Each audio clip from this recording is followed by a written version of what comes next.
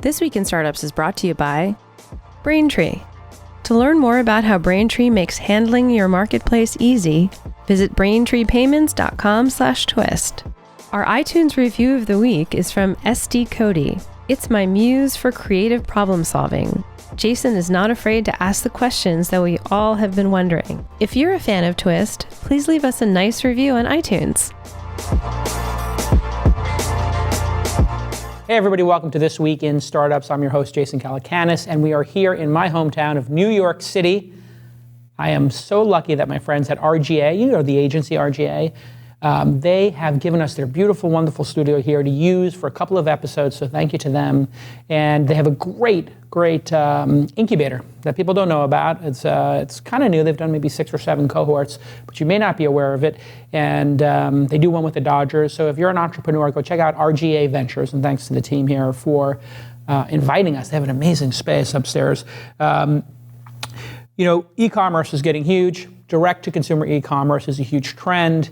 And I love these products because the people who are doing direct-to-consumer e-commerce live and die by one thing and one thing only, in my mind, which is our reviews and our re-upping to buy their products. So today on the program, I have Andy Katz-Mayfield, who is with Harry's. Welcome to the program. Thank you, Jason. Thanks for having me.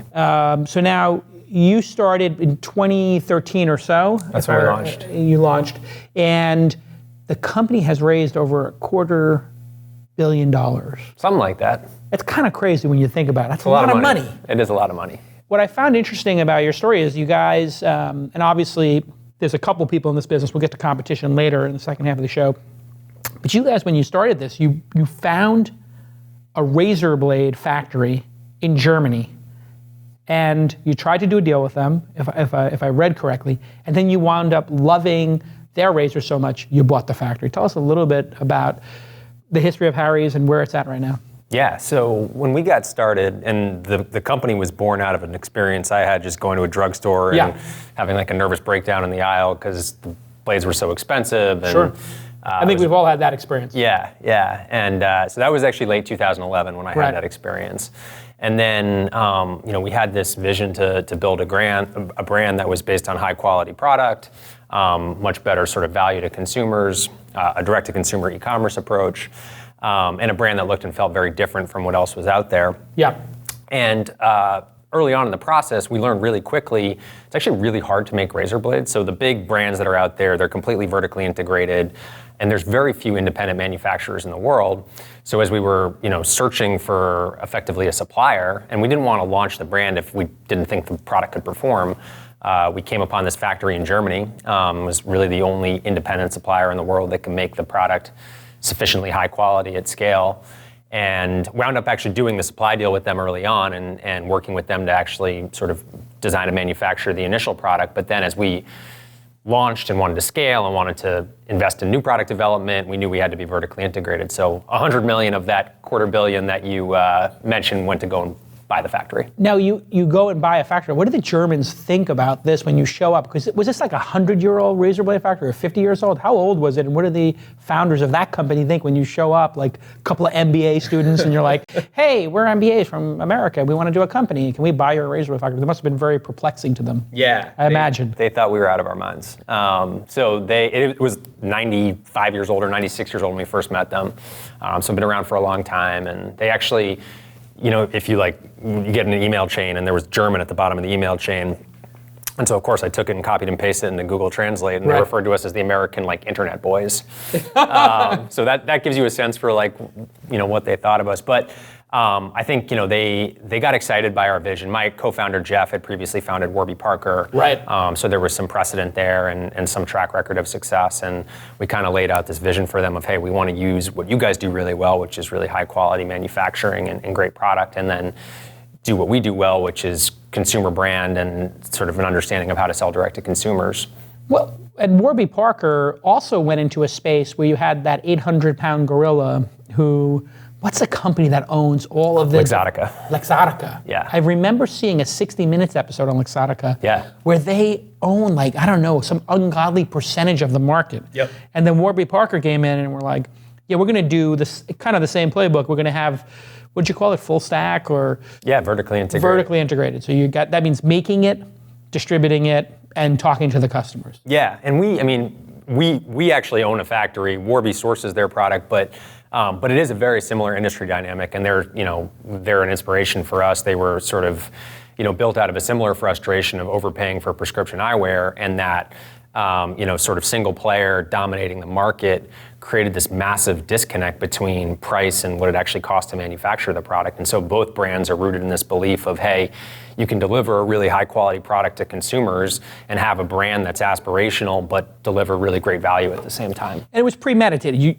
You sat there and said, I'm going to make a brand called Harry's, or a brand. You didn't have a name yet. Yeah. There's no Harry in Harry's. There's no like Harry's There is no human Harry, no. There's no Harry. So you came up with a brand that you said would speak to who? Who are you trying to speak to with the brand? Well, put simply, like us, me and my co-founder, and we were sort of building it for ourselves. And I think more broadly, what we wanted was a brand that felt a lot simpler than what's out there. So if you look at the brands that are out there today, they almost feel like children's toys. Like they're, like the Gillette, the Mach. Yeah, there's like, bells and whistles and all sorts of colors, and it's we sort of took the opposite approach, which was, hey, let's just let the product speak for itself, really streamlined, simple design. We wanted the brand to feel elevated but also approachable. So one of the reasons we like the name Harry, and it is actually a real person, it's a grandfather figure in Jeff's life. Right. But one of the reasons we like the name is because, if you ask people, hey, what do you think about it? They're like, oh, that's like my grandfather. It's like my neighborhood bar. It feels sort of down to earth and approachable. Yeah, it does feel like your local, like guy who would shave you at a barber shop or whatever. So you get started, and how do you acquire customers? I know you guys had done something clever with the email marketing, which I don't know if everybody's kind of figured this out by now, but you did the sort of early invite program. Explain how that worked and the impact it had. We did a couple things right at launch. One is exactly what you were talking about, which was effectively a pre-launch campaign to capture email addresses and have it sort of like gamify it so people could refer friends, and however many friends you referred, you would earn, a free handle or a free kit, and we built almost 100,000 email addresses in a couple of days. Wow. And it was also a way to sort of seed product in the market because we're getting handles out there, which is a relatively inexpensive way for us to sample. So that was big. We did a bunch of press early on and just sort of relied on organic and word of mouth, and got enough momentum early on through those channels to at least get some buzz going around. And I think most importantly, correct me if I'm wrong, you had Tim Ferriss as an early investor, is that right? No, he actually, he never invested. He wound up doing a piece with us on the pre-launch campaign. So we kind of opened the kimono on that, and we actually open sourced the code behind it, and of the marketing tactics, that email thing, because he has an incredible reach. Yep. He also shaves his head. But it is amazing how loyal his fans are. Yeah. They're kind of crazy, his fans. Yeah. Yeah, we had a couple. There's actually a blog that we that drove an unbelievable amount of traffic for us early on called Uncrate. I don't know if you know it. Yeah, what is Uncrate? Uncrate is like a... Uncrate's like a cool sort of product-oriented... Like unboxing kind of thing. Yeah, and well, the guy just features, this guy LC features usually 4 or 5 things a day that he just finds cool, and he has this unbelievably loyal following, so that drove a bunch of traffic for us early on. So when he uncrates something, you're going to get those first couple of thousand people. That's good, yeah. Okay, so when we get back from this quick partner message, I want to talk to you about competition, because obviously there's the Gillettes of the world, then you have the Dollar Shave Clubs, who I think started just right before you guys, and then they just got bought. So this is a highly, highly competitive space. A lot going on. There's a lot going on, and we'll talk about it when we get back on This Week in Startups. Hey everybody, let me take a moment to tell you about Braintree, and our focus this week is marketplaces. As you know, marketplaces are a huge trend in our industry, right? Uber's a marketplace for transportation. Thumbtack is a marketplace for services. And marketplaces are an amazing new business model. They're gaining in popularity. You have 2-sided marketplaces, 3-sided marketplaces. But what it means is that customers can purchase goods and services from multiple providers, right? You've got a bunch of people here on the supply side, and you got a bunch of people on the demand side. You put them together. Sometimes people call it collaborative consumption or the sharing economy. But all of these merchants are on one platform, hopefully yours. And you need to manage all this. You need to have a payment system that does that. So if you owned a tutoring company, let's say, and students pay from their phones at the end of the session, you would collect payment and then you pay your sub-merchants, the tutors. Well, you can designate a service fee with each transaction, and Marketplace will distribute the funds to you and the sub-merchant, right? So that's what Braintree's been working on, is these great new features, including around marketplaces, and it makes it super easy. You can, they'll help you with the onboarding of the sub-merchants, right? Those tutors or people who, are organizers or clean up your garage or chefs, whatever it is on your platform, on your marketplace. And they don't charge you any additional fees for this. You set up a marketplace using their standard pricing. A lot of my startups use Braintree, almost all of them, I think. And you can learn more by visiting braintreepayments.com/twist. braintreepayments.com/twist. Marketplaces are a great place to be as an entrepreneur, and Braintree is going to make it super simple for you. Go ahead and check out braintreepayments.com/twist. Okay, let's get back to this amazing episode.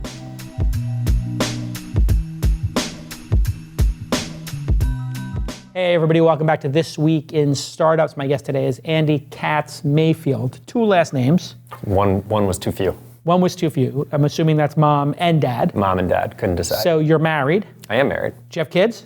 I just had a baby girl. Okay, so how many? They have 3 or 4 last names at this point. So we decided to just cut it off here, and so it's just Katz-Mayfield, yeah. Perfect, because I'm Jason McCabe Calacanis. You're the first person I've met as a guy who has the 2 last names. My mom gave me McCabe as her maiden names, but I don't have a hyphen in it. That was very, very progressive of your parents. I feel like it's much more common now. Is it? Well, not maybe my generation is, but like the if you look at people in like their 20s, it's a lot more common. I think it's great that we're breaking the patriarchy. I'm in full support of giving full credit to the matriarchy, considering they do most of the work when it comes to. It's true. It is backwards if you think about it. It feels like you should get your mom's last name, given the kind of feels like mom's doing most of the work. I agree with that. And I think if you have kids, you can confirm it's 99 point a number of nines. Absolutely. I am along for the ride. All right. So let's talk a little bit about competition. There was a guy who came before you who I passed on investing in. That was a mistake. God, I screwed up. I have so many stories of messing up investments, but literally the guy from Dollar Shave Club met me in, he followed me out and he said, hey, I got this idea. And I was like, I don't get e-commerce. I don't think people are going to buy directly. Amazon wins it all. And of course I was wrong. And he told me, I'm going to do this crazy viral video. And I was like, the whole idea that you're going to manufacture a viral video and it's actually going to work is just ridiculous. They just happen. And of course he did it. 15 million views now. Right? It's crazy. Yeah.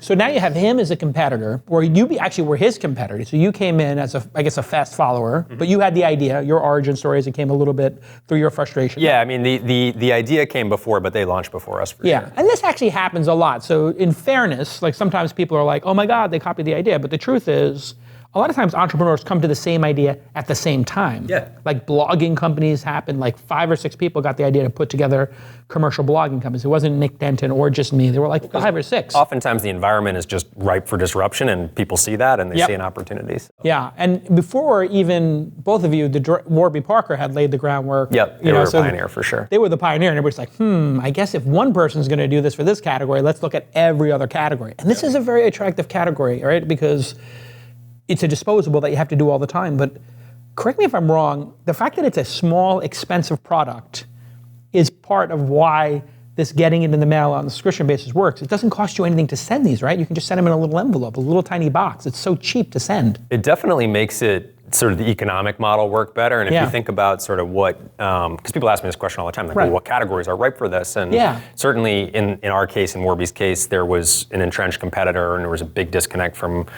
pricing versus manufacturing costs, so you can sort of provide a better value. The margin was so great. Yeah. Consumers were being abused, basically. Exactly. You can charge less and still make a profit.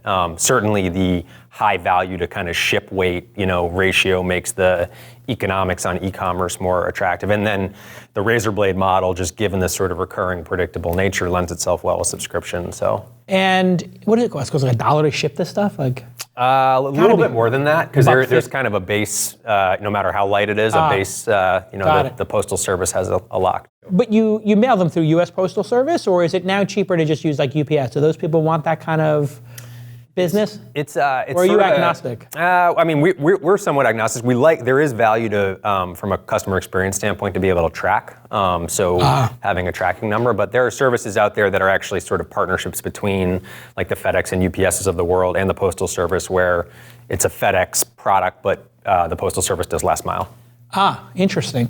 So talk to me a little bit about patents in the space. I know that there was this big controversy because a certain number of blades was patented, but other numbers weren't yet patented. When you come into a space like this and you have, is it Gillette, the big 800-pound gorilla in the space? They are, yeah. And they're very IP, like, I mean, I think you guys... They have thousands of patents. And they are particularly perturbed by Harry's and Dollar Shave Club even existing. That's true. Have they come down hard? I know they had done something with Dollar Shave Club. They sued them at some point. Have they come down hard on you? And how do you, as an entrepreneur, deal with this 800-pound gorilla that could just sue you? And people don't have to be right to sue you, as we both know. Like, they can just sue you for the heck of it. Yeah. Have they come down on you? And how do you work around the IP issues, just generally? There is a lot of intellectual property and technology in the product. And so, we were fortunate that our German factory, which we now own, had their own intellectual property and way of doing things.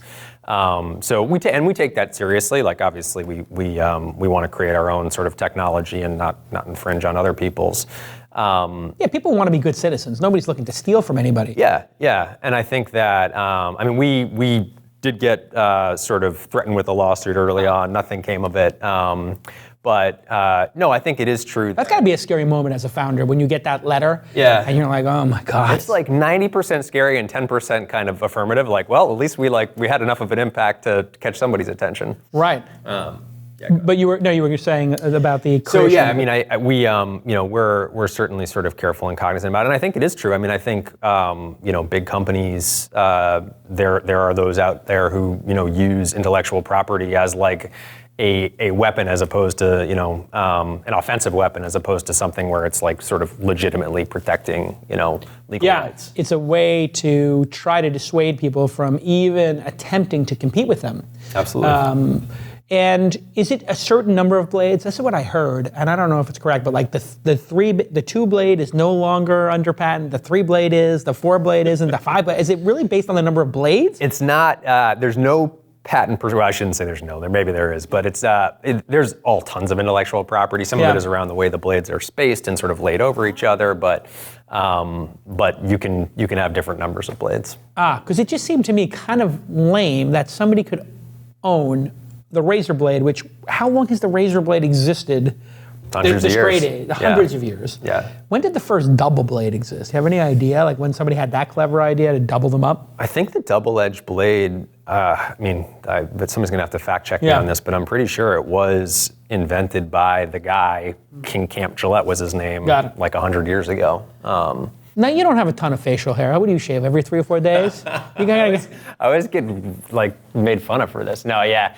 I'm, I guess, fortunate in that sense. I don't have to shave every day, but it's funny, when we were early on in the process, when we would be sort of product testing, my partner was like, has to shave twice a day. He's got this like 5 o'clock shadow. Yeah, I'm Greek. I get basically by 3 o'clock, I don't look like I've shaved. Yeah, so he'd be like, oh, what'd you think about this razor, that razor, this razor? I'd be like, dude, like, I've only tried one of them. Like, it takes me 3 days to grow enough facial hair to actually try it out. Yeah. Are these 5 and 6 blade ones? I know I'm getting into the weeds here about it, but I'm using a 5-blade one right now. I had to alter the way I shave from the 2-blade or the 3-blade because it's so precise. You have to like just go very gentle now. So there is rationale for there being more blades. Ours is a 5-blade product, and it actually sort of creates a more comfortable shaving experience. The blades are covering more sort of spatial area on your face. The bigger the cartridge gets, it does become a little bit less precise, so that's why there's a trimmer blade on the back. That's what our product has. You can flip it around, like get under your nose and get your sideburns. Right. And then the obvious follow-up question to that is like, well, why not 6? Why not 7? And at some point, the cartridge just becomes actually too bulky, like if you just think about that. You can't get under your nose. I think it's the mustache issue. No, and that does become a problem. So we've kind of decided that 5 is the optimum, balance between all those things, but there is actually some reason for more blades being better. And what about these hipsters? They must be killing you. These hipsters got to be killing you. We try to be facial. We actually looked at this. We looked at like 100 years, because we get that question all the time too, of shaving history, and like facial hair trends are cyclical. Like if you look back in, like the 60s, 70s, it was like it is today. Like everybody had beards. And then for whatever reason, 80s and 90s, goes no out way, of style, clean shaven. like clean shaven, Wall Street guy. And now it's obviously come back a little bit, but there's a lot of guys out there that shave. So, we're not too worried about facial hair trends. I wanted to talk a little bit about growth, because it used to be, hey, you'd build a brand, and we're here at RGA, speaking of brand building, you put some magazines, ads in the world, radio ads, whatever, and then you find out what's going to happen later. But now, you can basically say on Facebook and Google, I want to look for people either doing these search terms or who have visited these websites, or I want to create a funnel where if this person has visited our website and abandoned their cart, I'm going to show them a different ad and then retarget them around the web. And then you have similar audiences on Facebook, which is amazing. Here's 10,000 email addresses. Find people like this group and people who are similar, lookalike audience, I think they call it. How much of your time as the co-founder do you spend on this kind of acquisition? Because it seems like the entire name of the game, after you build a really dialed in product, I know you've dialed it in already, is acquiring new people. Yeah, so it's the lifeblood of like our marketing engine, and I think there's two things that are great about it from our perspective. One is exactly what you said, is it allows you to be highly targeted. You can sort of find people, who in whatever, but there's demographic targeting, or they like similar brands, or so that's really helpful. And probably even more importantly for us is you can measure efficacy, like down to the, whatever level of detail you want. And there's the old sort of advertising adage that like, I know half my marketing budget is wasted, I just don't know which half. And for us, that's just not true. Like we know exactly by channel, by sort of, whatever cut you want to take, like this is exactly our cost to acquire that customer, and we can sort of adjust our spend accordingly. And it doesn't mean you don't have to invest in the brand, like you do. Like if all you do is just acquisition marketing,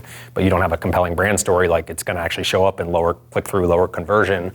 But ultimately, like, when our advertising dollars are, going against Facebook or paid content marketing or, social channels, like we know exactly how effective that spend is. Yeah, the product has to be 4 or 5 star today. If you start getting 1, 2 star reviews, you just get demolished, don't you? Like it seems impossible to me that you can build a real brand if you don't have a large percentage of people having a 4 or 5 star experience, because people talk. Social media has changed everything. Like if your product sucks, like when the movie sucks, like Batman versus Superman, people hate it and they're just like, or Suicide Squad, like it just spreads immediately. Even before you have a chance to consider buying a ticket, everybody's told you not to. Yeah, no, it has to perform. And it was funny because we were, when we were raising money really early on before even launch, we're talking to like tech investors and they're talking to us about like MVP. And we're like, no, this can't be MVP. Like it's a razor blade, like it's got to actually work and it's got to perform.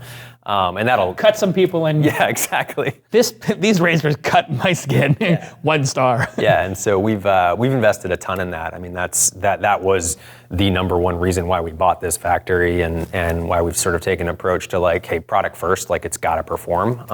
You're taking a knife to your face, and then sort of a brand that is helps communicate that, but also helps sort of I guess embody a point of view in the world and a lifestyle aesthetic that resonates with people. And then, an acquisition marketing engine that helps us get the word out effectively.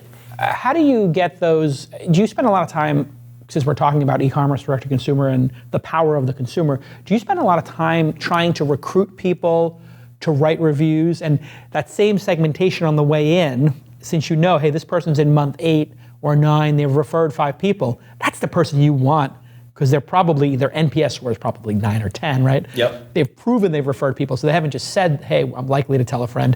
Do you try to get those people specifically to write reviews? Because I know this is like the next thing I'm seeing some of my startups do, which is these are the 7% of our customers who are super loyal and can't shut up about us, and then you start developing relationships with them and try to get them to write reviews. Yeah, we don't specifically solicit them to write reviews, but we do sort of, one of the things that we view as the amazing power of direct to consumer is exactly that. It's that you have that relationship. So like we will email all of our customers, like if you order from Harry's, within 10 days of receiving the product, you get an email from somebody on the Harry's team, and there's no real agenda. It's just to actually see how you're doing, how you like the product. We solicit that feedback. It starts a dialogue. It builds a relationship. And then for our customer, that's where we actually get a lot of ideas around new product development. And for customers who are advocates, we do have referral programs and stuff like that gives them an opportunity to advocate and refer the product.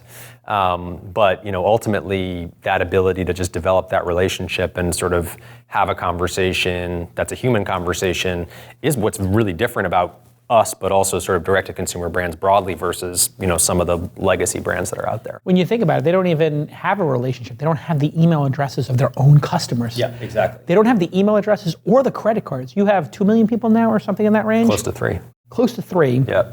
And that means for all 3 million, or close to 3 million, you have an email address, a credit card, and perhaps even a phone number. Yeah, I mean, and the email address is like, or that's normally how we're communicating with people. But yeah, we know who they are most importantly, and that's, the big brands out there, they understand the market, holistically really well, and they're right on average because they, on average you're a customer, but they have no idea how your preferences or mode of communication, whatever, differs from mine, and so that it's a one-size-fits-all approach, and to us, like, we can customize.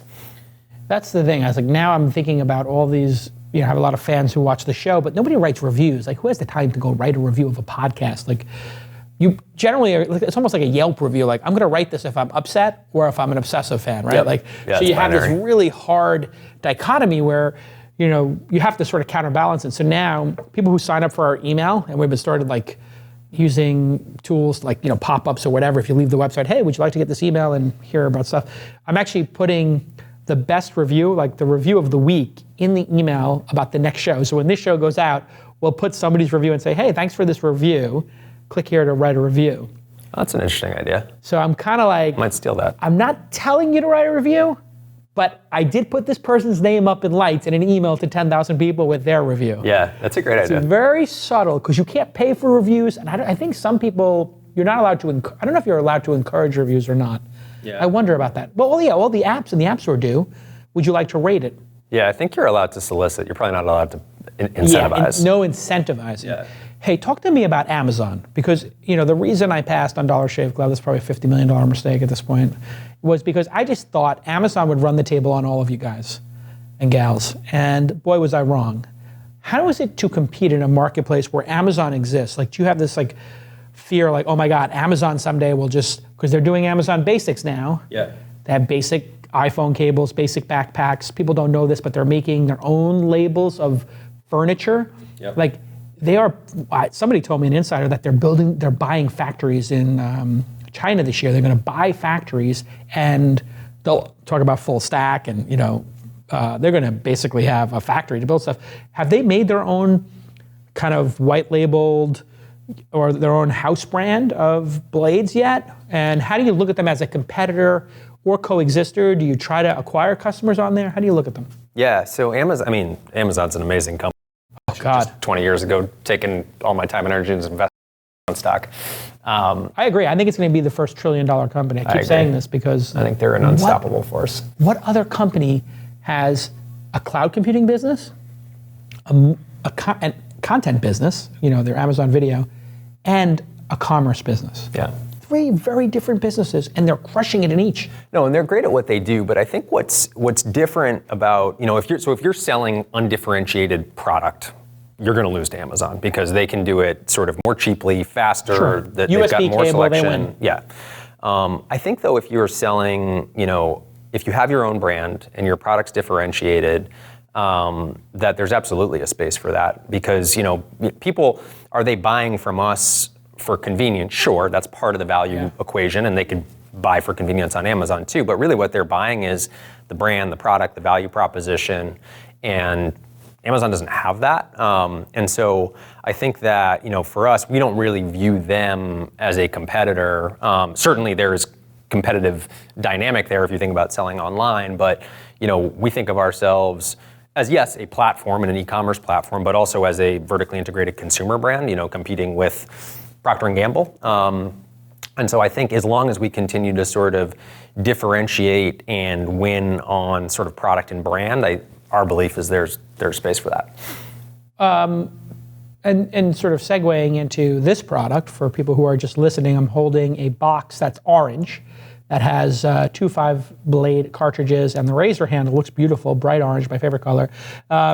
This box you can only get in Target. That's true. Target. Target. So you decided to go with a partner. How does that work? Because you're direct to consumer.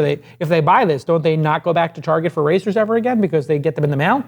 And why would Target do that? I found that very confusing and innovative in the same thing. Does Target get like a spiff every time I renew or a lifetime value out of that? So I think, to take a step back, I think, we view, like I said, we've got a direct-to-consumer e-commerce platform and we've got a vertically integrated consumer brand. And I think from a vertically integrated consumer brand standpoint, sometimes it's more convenient for people to go buy the product in the store. We said it as like business people were like, well, channel, it's online, offline. Consumers just do whatever's most convenient for them in the moment. Right.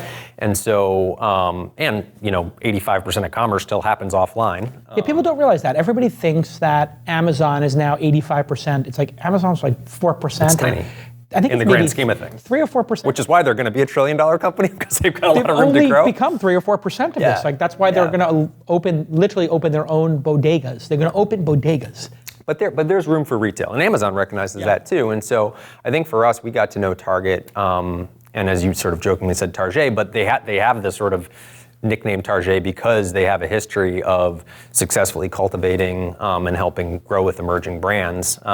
They're really into design. They do a great job of curating design. They are, and they came to us, and we started a dialogue with them, and they said, look, we want you guys to sort of help us provide a better in-store experience, the same way you're providing a better overall experience by selling online. And we saw it as like, look, we're a young brand, we're still building awareness, having a retail partner to help sort of get the brand out in the world can be really helpful to us. And at the end of the day, we want to do what's right for the consumer, and whether they subscribe on harrys.com, whether they go buy it in Target, like it in some ways, either way is okay with us. Our brand and our business will always be direct to consumer led for all the reasons we were talking about before. It's a really powerful model. But does Target look at it and go, oh, they're going to buy this one time and then subscribe? Are they buying the subscription, or they just buy this? Well, we sell in the store. We sell the handles in this packaging. We sell replacement blades, so you can buy your blades at Target. So if you never want to subscribe, you can just buy them as you go. And for some people, some people don't want to subscribe. They've shaven frequently or whatever, so that's fine. Yeah. They don't want to give their credit card to people, or there are a lot of unbanked people who don't have credit cards. And there's people who don't have the ability to receive mail consistently or easily. Yeah, subscription isn't for everybody and for every use case, so that's fine. And then they can also subscribe on Target.com. So we let Target sell online too, and we actually, not only do we let them, we've actually sort of been piloting sort of incentives and programs with them to try to drive people from the store at Target to Target.com to subscribe. Because then it's almost like an affiliate, right? You give them an affiliate fee based on what you would pay to Facebook or Google or whoever to acquire customers. Yeah, and it's another channel, and again, we view it as complementary. Like we think that they've obviously got tremendous reach, helps us build awareness. We're helping, just the same way they're helping us understand retail, we're trying to help them understand e-commerce a little bit, and how do you actually sort of convert and retain people online. So it's been a really good relationship and partnership. The market has changed dramatically since you started. Obviously, you started right as things were getting heated up and the era of the unicorn was upon us. Then this past fall, not this fall, but the fall before it, we had the great correction. That never happened.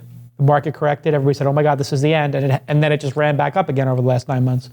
But things did cool off with the late stage funding, and you're part of that cohort. I think your company is worth just under $1 billion, I think, at the last funding. How have things changed now that the Fidelity money, or like the sort of big public market money, is looking at the unicorns and saying, prove it to us, control your costs, be more disciplined? Have you had to really sort of change your approach because the funding environment has changed so dramatically? It hasn't impacted us that much, just given that we're really well capitalized, and we've always sort of raised money opportunistically ahead of where we need to be, and are fully funded. So in terms of like fundraising, no. I think from a macro standpoint, it's certainly, and we've always tried to do this, but I think when times are good and money's easy, the focus is always maniacally on growth and growth at all costs. And when times are not so easy, the focus is on profitability. And so I think it's certainly, we've seen it, but in terms of talking to other founders and companies, I think there is much more of a premium today placed on hey, can we build a profitable business here that actually doesn't need to go raise money because it generates profit, which is obviously, all businesses in the long run get valued as a multiple of their cash flows, not on stories and growth prospects. So you got to prove it eventually. It's nice that it's refreshing that you're actually know that and you're embracing that early on. I've talked to a lot of founders who are just looking at the top line. They're not looking at the quality of their revenue. And your business is pretty efficient when you look at it. You have about 150 people there, 200 people, something in that range? 150 in New York, yeah. Yeah. And then you have all the Germans. And then we have a lot of people in Germany. Yeah. But now, does that factory service other clients still? Or did you say we're going to take all the product coming out the door? Harry's is the brand. We still have, when we bought it, we actually inherited some private label business in Europe. So that's still there and is a nice kind of cash flow generation engine for us. Because if you have 2 to 3 million subscribers and spending $10 a month, you got $25 million coming in. It's $300 million a year business. And if it has any kind of margin, that's pretty great. And 150 people, you're probably profitable now or break even or close? We're close. I mean, I think the way that we look at it, profitability is, gross profit and then unit economics. Just what's our cost to acquire a customer and how much are they worth to us? We take and we're pretty profitable by those measures. We reinvest a lot in marketing because we see really high returns to, we can measure our marketing spend and know what the return profile looks at there. But, that's always a trade-off is like how fast you want to grow. We could turn down marketing tomorrow and be profitable effectively. Right. So it is a little bit of a choice to sort of continue to grow. When you look at the lifetime value and you're a new business, how do you know the lifetime value of a customer when you're only a couple of years old? We don't, but we lifetime value is obviously the phrase that people use. We kind of focus on, we have some decent visibility into a couple of years at this point. So, right. You have 3 years of data. Yeah, we tend to focus on like 1 year, 2 year profitability, and anything beyond that is kind of upside and gravy from our standpoint. But we don't do like some crazy 10-year forecasting, which a lot of SaaS businesses have gotten in trouble over time taking that approach, which is like, oh, well, if you just project it out 5 years, it'll look great. And you're like, well, great, but you got to get there. Yeah, how do you know? You don't know what the competitive landscape's going to be. You don't know what the price margin, competitive price pressure is going to be. Yep. AOL got in a lot of trouble for that because they were saying, oh, if we acquire somebody through a television commercial for $120 and they're paying $20 a month, oh, it doesn't matter. We put that over 5 years. Yep. And then broadband came. And I was like, oh my God, we're not going to keep these customers. They're going to just flee when they can get a cable modem. Yep, and even if it works, it winds up being really capital intensive, and so we try to be pretty disciplined and conservative when it comes to that model. So now that you're at scale and you have these giant competitors, I guess how does the Dollar Shave Club acquisition, they got bought by Unilever. They did. And Unilever is not a direct-to-consumer brand. No. So this is it's an amazing sign for you. It's sort of like the lawsuit kind of, that when a lawsuit happens from a big player, when your competitor gets acquired for $1 billion, that's a great sign for you and your team. But how does that look? Why did Unilever buy them? And does that mean the consumer packaged goods companies are now going to change their model, do you think? Or do you think it's just them experimenting? I think, I can't speak specifically to Unilever's intentions, but I think broadly, the big CPG guys, they're starting to see the power of direct to consumer. And if you think about Unilever's business model today, it's like sell to Amazon, sell to Walmart. They don't own the customer. And so I think they look at it from a risk standpoint, which is like, well, these direct to consumer brands are potentially going to disrupt our existing brands, but also from like an opportunity standpoint, because if you think about Unilever and their relationship with Walmart, think about how powerful it is for them to have a direct-to-consumer channel that's scale that they can leverage for other brands in their portfolio and actually become a retailer themselves.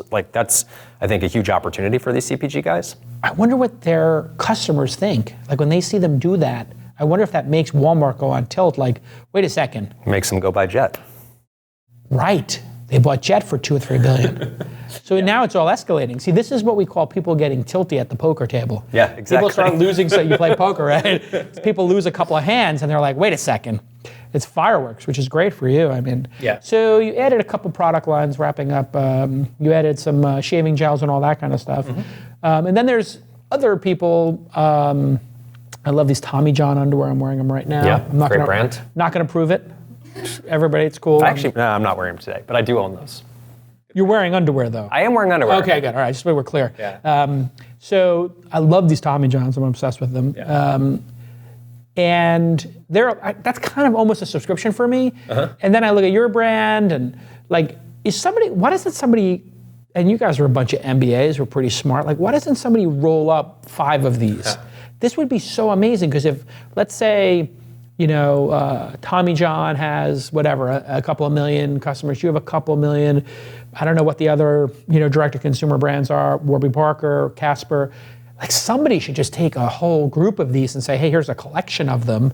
Now we've got a database of 10 million credit cards plus emails. That's super powerful. Yeah, no, I think it's interesting, and I've thought a little bit about this, and to be like, well, what's the strategic rationale? But I think from our standpoint, what is the strategic rationale? Well, if you think about consumer products specifically, and so you talked about a bunch of different categories, and I'm not sure that like Warby Parker and Harry's like they have some things in common but less things. But if you think about like consumer packaged goods, personal care, household goods, that is effectively what Procter & Gamble and Unilever are. They've already determined that. Portfolios of brands. And I think for there is a belief on our end that the next generation of consumer brands are going to be built sort of direct to consumer first, and you can imagine some value in having those under a single umbrella in terms of sharing a platform. Obviously, like sharing all the expertise that you talked about best in practices. Acquisition marketing and web product and customer service. There might potentially be cross-sell opportunities if you've got, great, why don't I sell Harry's to Tommy John guys or Tommy John to Harry's guys? Yeah, so, if you had Tommy John, you throw one of these in the next time I order underwear, and I'm like, oh wow, what's this? And it's just like sends me an email, hey, if you liked it, click here and we'll send you blades every month. Yeah. Customer acquisition, 0. It's a super interesting concept and one we've thought a decent amount about, and this is what you got to do. Maybe we'll do it someday. This is what you got to do, I think. I think you got to take it up to the next level because I think somebody's going to do it. Yep. And you don't want to be on the other side of that. Unless you want to quit and just take the money. But I would say getting a private equity firm or somebody like some big thinker. Is TPG already in yours? They're not. TCV? No, Tiger's our biggest. Oh, Tiger is. Yeah, hedge fund, and then Wellington's an investor. Oh, cool. So you already have some of the big we got some big guys, yeah. Yeah, they would definitely go for it. Yeah. That's it. Well, when we do this in 5 years, I'll come back on and we can talk about it again. This is a message to Tiger. Go ahead and just give this guy $1 billion and go buy 5 other brands and let's put it all together.